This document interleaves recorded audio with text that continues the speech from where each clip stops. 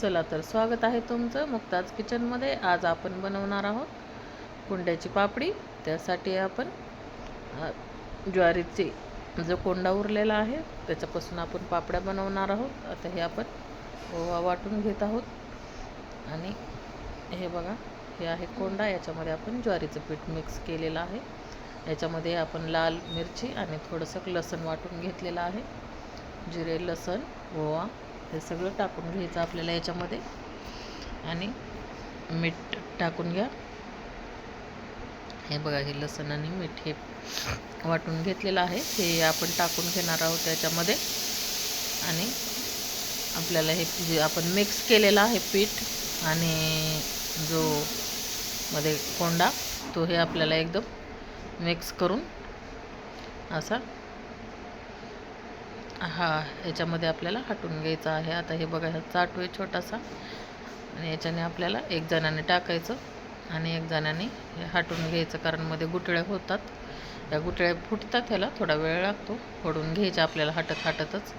आता हे स्टीलच्या याच्याने थोडं फुटायला पण त्रास होतो, सटकतात स्टीलचे जे आपले चमचा वगैरे असतो पळी, त्याच्याने सटकतात। हे जो लाकडाचा जो चाटू आहे याच्याने मस्त गुठळ्या अशा फुटल्या जातात। थोडंसं सारखं हे बारीक मोठ्या ज्या होतात त्या फुटल्या जातात आणि हे आपल्या हातालाही असं चटके बसत नाही, काही नाही। हे लाकडाचं असल्यामुळं गरम होत नाही हा चमचा। याच्याने मस्त अशा कुरवड्या पापड्यासाठी असा छोटा तरी चाटू असायला पाहिजे घरामध्ये, म्हणजे हे व्यवस्थित होऊन जातं।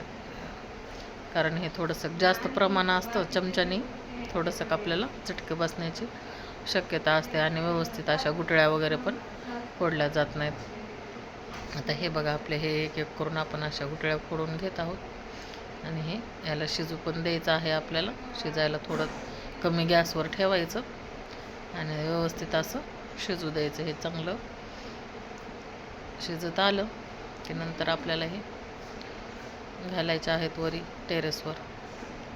बघा, आता आपण हे टेरेसवर टाकलेले आहेत, का पॉलिथिनवर पटापट अशा टाकून घ्यायच्या, थोड्या मोठ्या 3-4 जण असतील तरी पटापट आपलं टाकून घ्यायच्या पापड्या। हे बघा, तळूनही छान लागतात ह्या आणि असं भाजूनही छान लागतात। आपल्याकडं ज्याच्याकडं चूल वगैरे आहे ते समजा भाजून घेऊ शकतात, आणि आता चूल नसल्यावर आपण गॅसवरच तळून किंवा भाजून खाऊ शकतो।